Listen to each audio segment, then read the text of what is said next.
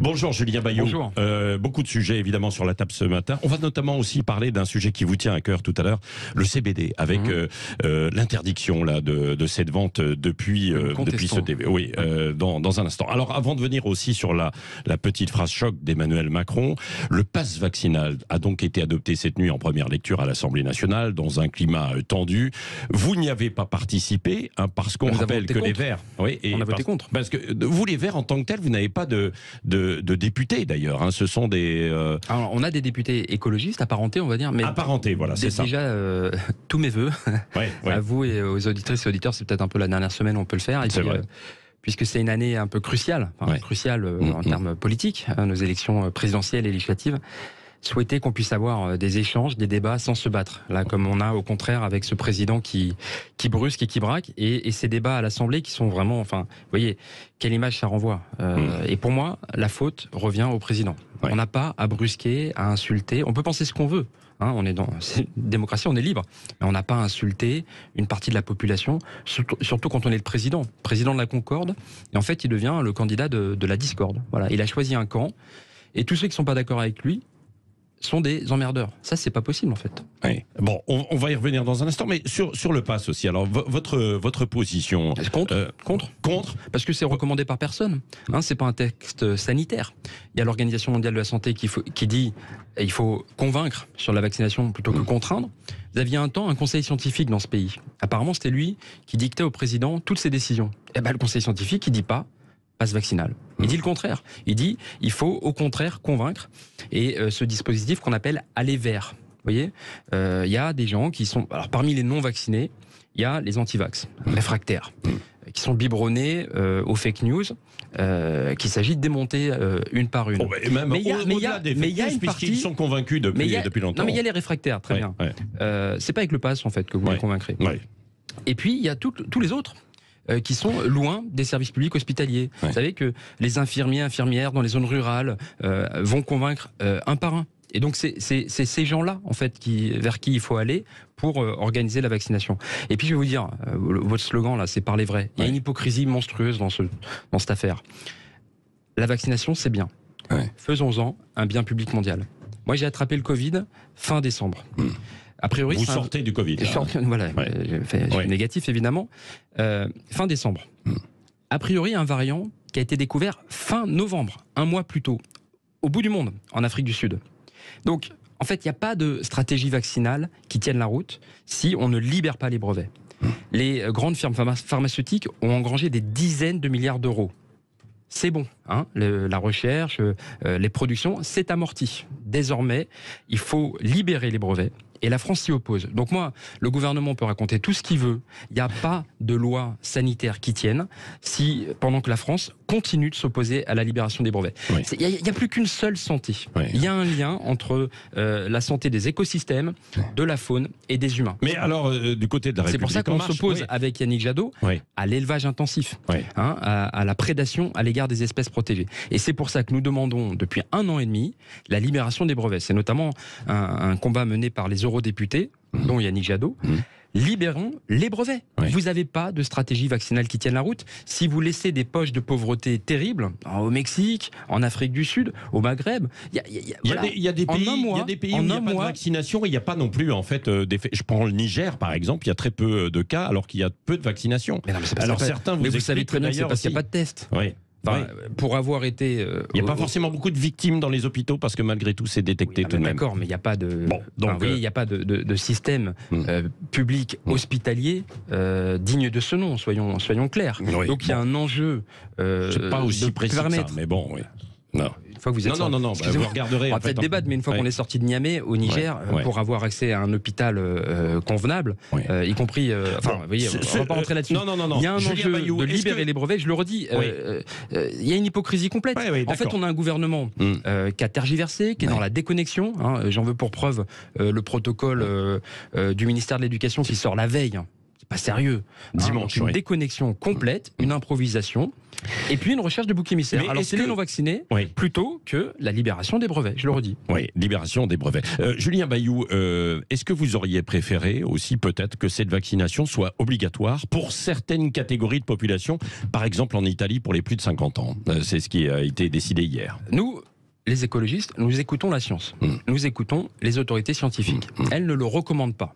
Si demain, elle venait à dire que pour les personnes les plus âgées, les personnes les malades cardiovasculaires, diabète, obèses, qui sont des comorbidités, on le sait, importantes. Nous en discuterions. Mais là, aujourd'hui, c'est très clair. Les autorités scientifiques, l'Organisation mondiale de la santé, le Conseil scientifique ne le recommandent pas. Et sur la fin, est-ce que donc vous voyez bien, il y a quand même ceux qui écoutent la science, et puis ce gouvernement dogmatique qui choisit de brusquer. Qui veut passer en force, quoi. C'est une recherche de diversion. Ça fait des décennies, et ce gouvernement y a pris sa part, d'affaiblissement de l'hôpital public. On a des soignants à bout de souffle, et on nous dit c'est la faute des non-vaccinés. Mais le nombre de lits en réanimation, nous contraint énormément. Si aujourd'hui on a des difficultés, si malheureusement, et notamment en Ile-de-France, il y a des opérations qui sont débranchées pour accueillir des personnes malades du Covid, c'est parce qu'on a un nombre limité de lits de réanimation, et c'est parce que depuis des décennies, on a considéré l'hôpital public et les fonctionnaires comme une dépense au lieu d'un investissement. Julien Bayou, est-ce que vous êtes favorable aussi à la vaccination des 5-11 ans? Je laisse le choix aux parents. Oui. Je laisse le choix aux parents, voilà. Bon, moi qui n'ai pas d'enfant, je ne me projette pas forcément, mais je pense que ça relève du choix des parents. Oui, pour revenir quand même sur cette petite phrase d'Emmanuel Macron, en fait hier, vous avez dit il veut brusquer. Est-ce que vous avez le sentiment que c'est véritablement une stratégie et qu'il rentre de plein pied dans la campagne avec aussi cette petite phrase? Oui, là, il a quitté les habits de président et il passe à candidat, bien sûr. Certains le qualifient de populiste avec cette déclaration. Il y a un mois, vous seriez en fait. Il y a un mois, il nous a fait tout des tralala sur le fait qu'il avait changé, sur le fait qu'il avait appris, sur le fait qu'il avait mûri, je ne sais pas quoi. Moi, je connais beaucoup d'adolescents qui sont beaucoup plus matures que lui. Enfin, qu'est-ce que c'est que cette affaire d'emmerder? Vous savez que maintenant que le New York Times, n'est pas mature, c'est ce que vous dites. Oui, c'est-à-dire que vous le classez au niveau des adolescents. Le président de la République. Non, mais Julien Bayou, c'est ce que vous dites. Je ne voudrais pas être insultant à l'égard de bon nombre d'adolescents. Je l'aurais dit. En fait, parce que soit il assume, et dans ce cas-là, vraiment, c'est le candidat qui décide d'insulter la population, soit il ne tient pas sa phrase, et on a un autre problème de maturité. En vrai, cette interview, elle a été relue. Donc c'est un choix délibéré de choisir un camp et d'insulter l'ensemble des gens qui ne sont pas d'accord avec lui. Oui, bon, donc voilà. Donc aujourd'hui, c'est les non-vaccinés. Demain, ce sera peut-être les magistrats, ou les policiers, ou les enseignants. Julien Bayou, il reste en tête. En tout cas, l'important, c'est de s'organiser pour le remplacer. Emmanuel Macron ne rend pas service au pays.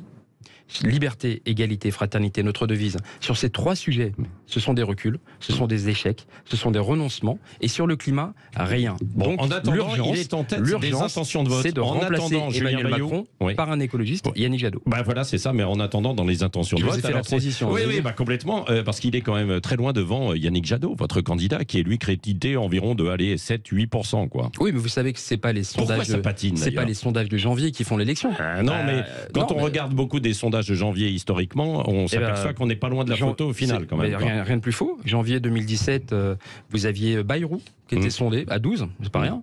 Vous aviez même Manuel Valls qui était sondé à 12 et finalement aucun des deux n'était candidat.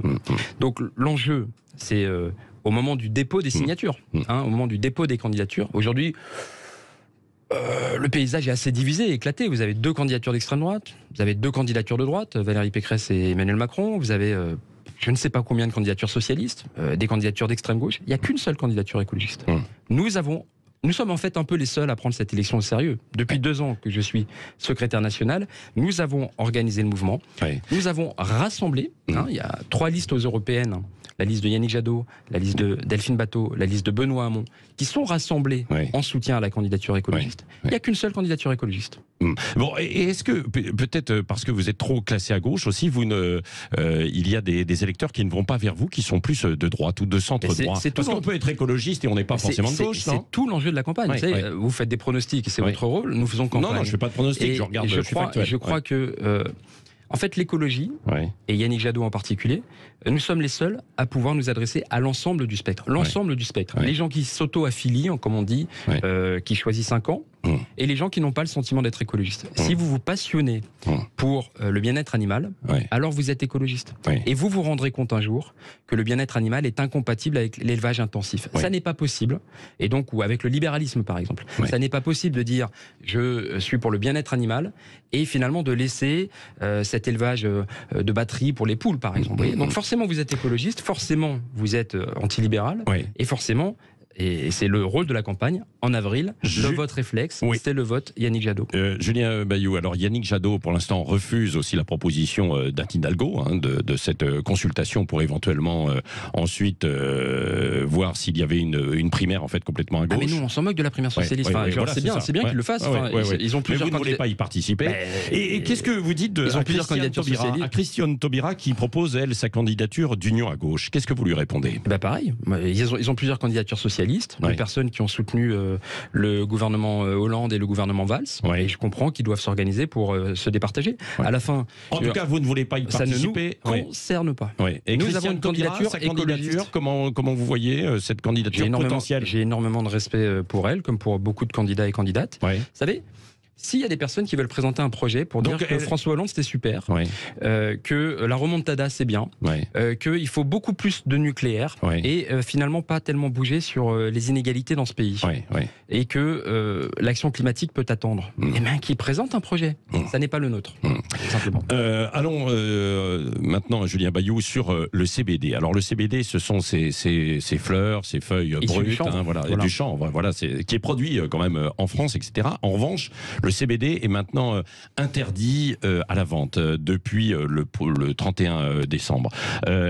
Beaucoup évidemment de magasins, de détaillants sont contre ça. L'Union européenne l'autorisait plutôt. Et donc, alors vous espérez qu'il y ait un recours? Je crois que le Conseil constitutionnel doit se prononcer. Voilà, nous soutenons le référé liberté qui sera examiné la semaine prochaine.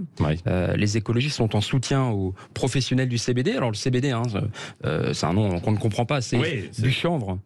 Non psychotrope, ça n'est pas une drogue, ça n'est pas un stupéfiant, ça n'est pas addictif. Alors, par contre, le gouvernement dit qu'il y a une part de stupéfiant. Pas du tout, du tout, et l'Europe les a contredits. Et donc, ils devaient changer, ils ont finalement à nouveau interdit. C'est un coup près pour les 2000 points de vente, 2000 quand même, dans ce pays. Il y a 10% des consommateurs qui ont recours au CBD pour mieux dormir, pour quitter le cannabis ou pour soulager des douleurs. Et c'est complètement idiot de casser en deux une filière ainsi. Donc nous sommes pour la légalisation du CBD, permettre à chacune de s'en procurer, et pour la légalisation du cannabis. Vive le cannabis libre. Il y a un échec. Légalisation du cannabis dans un second temps. Bien sûr. Pour l'instant, mais votre bataille, c'est le CBD quand même. Voilà, mais j'insiste, c'est un enjeu de prévention. Aujourd'hui, nous avons la politique pénale la plus drastique en Europe, et le taux de consommation chez les mineurs le plus élevé, le taux d'addiction chez les mineurs le plus élevé. Donc, en matière de prévention, en matière de santé, de réduction des risques, c'est un échec complet. Et donc, l'enjeu, c'est de tirer les leçons de ce qui ne fonctionne pas, et avec les écologistes, d'organiser la transition. Donc, vous allez soutenir ce recours, c'est ça, devant le Conseil constitutionnel, je crois qu'il doit avoir lieu demain. Voilà, demain, il y a une question prioritaire de constitutionnalité, il y a un référé liberté devant le Conseil d'État. Bref, il y a une bataille juridique qui s'engage, mais c'est aussi une bataille politique.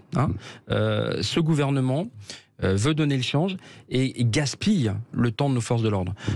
C'était l'ancien ministre de l'Intérieur, Collomb, qui disait il y a 1 million d'heures qui sont gaspillées chaque année pour chasser le cannabis. 1 million.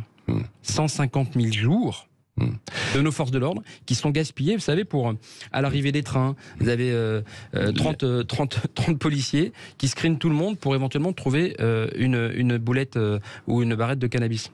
C'est pas sérieux. Pendant ce temps-là, ce sont des cambriolages qui sont organisés, ce sont des plaintes de femmes victimes de violences qui ne sont pas prises, c'est la lutte contre la délinquance financière qui est abandonnée. Enfin, vous voyez, nos forces de l'ordre méritent mieux, elles sont humiliées dans cette recherche qui ne fonctionne rien, et je parle même pas de la justice qui est embolisée, les magistrats, les procureurs, les greffiers, alors que leur temps, évidemment, serait mieux utilisé à d'autres fins. Merci Julien Bayou, secrétaire national d'Europe Écologie Les Verts, qui était l'invité ce matin de Sud Radio.